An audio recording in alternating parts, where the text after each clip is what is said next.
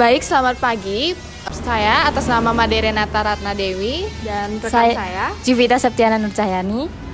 Nah, kami dari Universitas Negeri Malang dalam tujuan untuk mengenai toko Bapak ini. Sebelumnya izinkan Bapak atas nama siapa, Pak? Nama saya Muhammad Safi.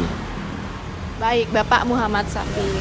Kami ada beberapa pertanyaan nih, Pak, terkait pertanyaan pertama itu, sejak tahun berapa toko ini didirikan, Pak?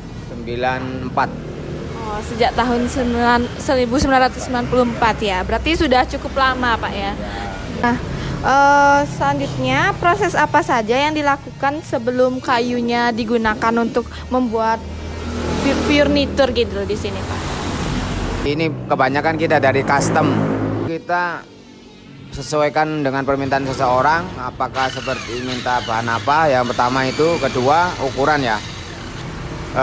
Setelah kita udah tahu ukuran dan bahannya apa, baru kita siapkan kayunya. Jenis-jenis kayu yang biasa digunakan tuh apa aja, Pak?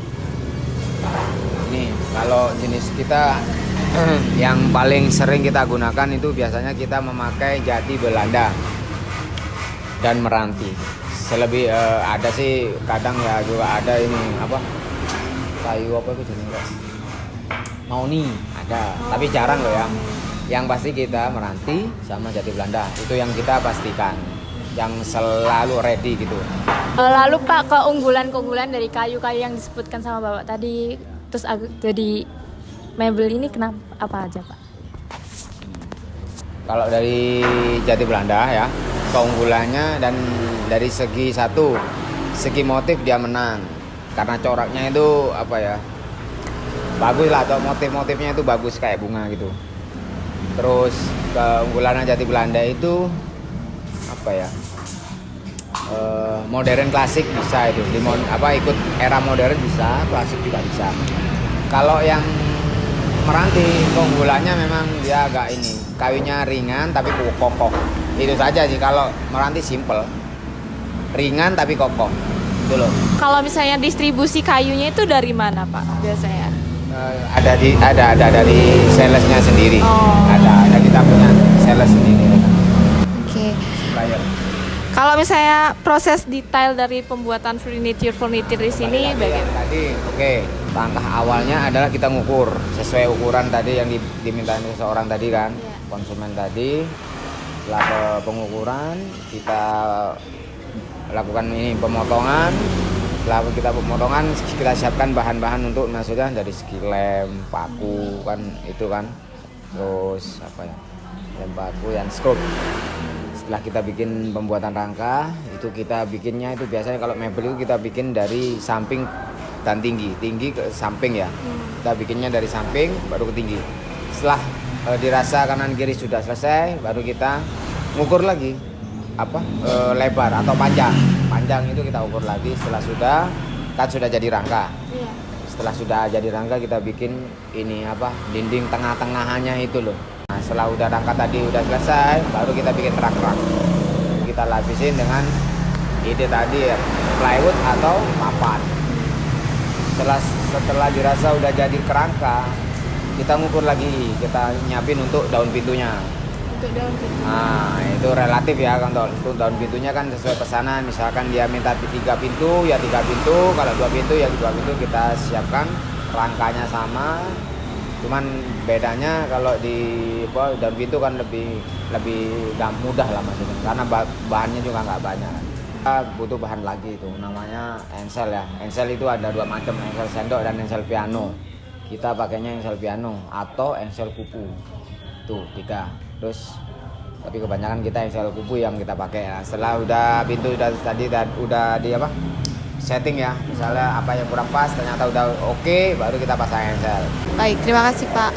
Kalau misalnya untuk waktu pengerjaannya itu kira-kira biasanya butuh berapa lama ya? Estimasi untuk pengerjaan almari kos 0 sampai finish itu maksimal itu 3 hari. Oh, berarti lumayan cepet, Pak ya, 3 hari. Kalau proses finishingnya berarti gimana itu, Pak? Pertama, namanya bahan mentah itu almari.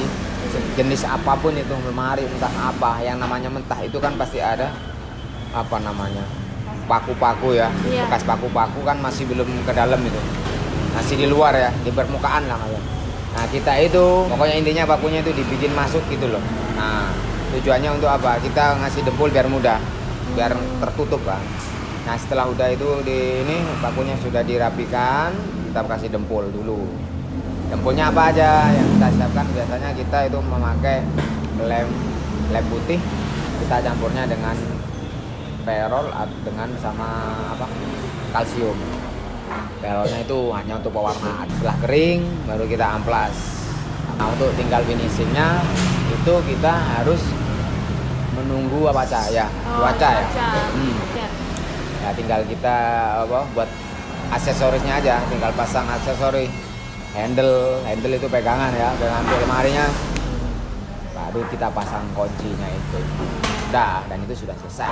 Baik, terima kasih Pak atas wawancara pada pagi hari ini. Sekian dari kami ucapkan terima kasih dan mohon maaf apabila ada kesalahan. Ya, sama-sama. Ya. Terima kasih semuanya.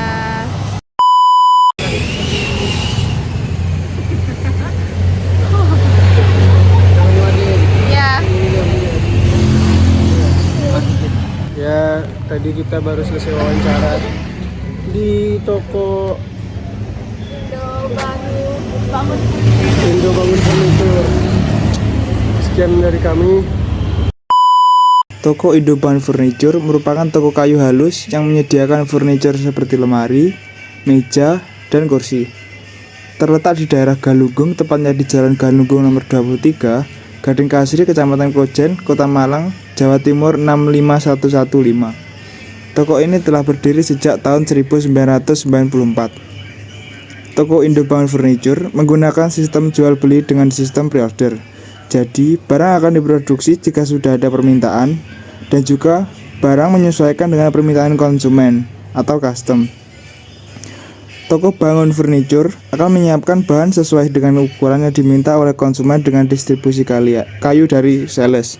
Bahan kayu termasuk ke dalam jenis bahan alami murni yang disebut juga dengan biokomposit karena terdiri dari serat selulosa, material yang memiliki kekuatan, kekakuan, dan keuletan yang baik. Nah, jika kalian menginginkan produk furniture seperti lemari, meja, dan juga kursi, kalian bisa menghubungi nomor tersebut.